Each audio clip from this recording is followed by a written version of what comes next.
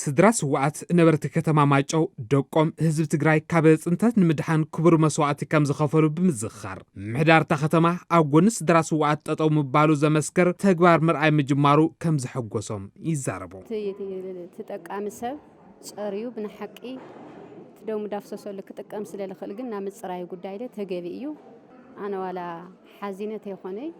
بزنادم ما عند درأخو وضع محكوستي دستيناي. عند ترسوم لافري ونورو عند ترسوم زول ونورو أيخون بنعتو سن مذكرة مسوعتان كخونهم بسم دكنا ناي سوعات جزاكن قبلين هذا النار نعم معتي بمول أفلا لا يبدأ ولا بمهاو تعم صبغ دستيليو. حلافي بتصفات مريتن كاداسترن كتما مايتشو ايتا بحرصفاو حزب تግራይ በብመዋዕሉ ዝገጥሙ ፈተናታት ንምካት ክብሩ መስዋዕት እናኸፈለ መጽዩ ድሕር ምባል ነቲ ክብሩ ዋጋ ዝኸፈሉ ጀጋኑ ስዋዓት ስድሮም ምሕጋዝ ናይ ኩሉ ሓላፍነት ክኸውን ይጽውዑ በቀጻሉ እውን ካብ ስድራ ስዋዓት ብተወሳኺ ንልዕሊ 1600 ሓርበኛታት 3 ምዕራፍ ንመንበር ዝኸውን ቦታ ከም ዝዕደል ኣይተ በህራስፋው ይገልጹ ተደንቢ ብልፈቆዶ መሰረት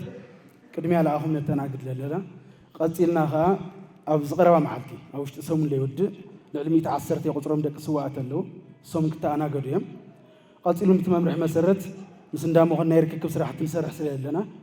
تترخى خنا مريت نايك حساس راحة الله وجلنا ببوان لا شيء شلنا تدم بيبلغ أما تلو برايوريتي مسرت كله لملكة أكل كتا أنا قد خنسرحنا مالتي كنتبا ከተማ ማይጨው ኣይተ ዮሐንስ አዱኛ ስድራ ስዋዓት ዝግብኦም ብዙሕ እኳ እንተኾነ ብዝተረኸበት ሃፍቲ ደገፍ ብምግባር ንኽተባብዑን እቲ ምሕዳር እውን ኣብ ጎኖም ከም ዘሎ ንኽግንዘቡን ንመንበር ዝኸውን ቦታ ከም ዝተዓደለ ሓቢሮም በቲ መንግስቲ ዘውፅኦ መስርሕ መሰረት ምስ ሃርበኛ ኮሚሽን እውን ብምርዳእ በቲ ከተማ ልፈቅዶ ወይም ደሞ ለለዎ ዓቕሚ ኩሉ ኣብ ውሽጢ ከተማ ለሎ ካብ ላዕሊ ካብ ታሕቲ ለሎ ማራሓ ብሓባር ተዋሂዱ